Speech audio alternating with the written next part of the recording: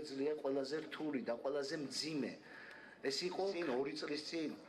როდესაც ეს ყველაფერი იწყებოდა და როდესაც ამას ყველაფერს ერთად ვიწყებდით, რა მდგომა ყველაფერი ძალიან მნიშვნელოვნად და სწორედ თქვა, რომ ეს ყველაფერი მოხდება აი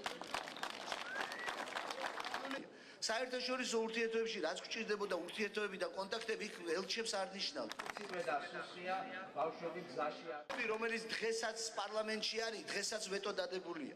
საერთაშორისო ურთიერთობებში რაც გვჭირდებოდა ურთიერთობები და კონტაქტები იქ ელჩებს ძალიან სასიამოვნო შეხვედრა იყო ხარაგულში. უაღრესად გახსნილი, უაღრესად პოზიტივზე ორიენტირებული, მომავალზე ორიენტირებული. რა თქმა უნდა, უზარმაზარი პოტენციალი აქვს ამ რაიონს.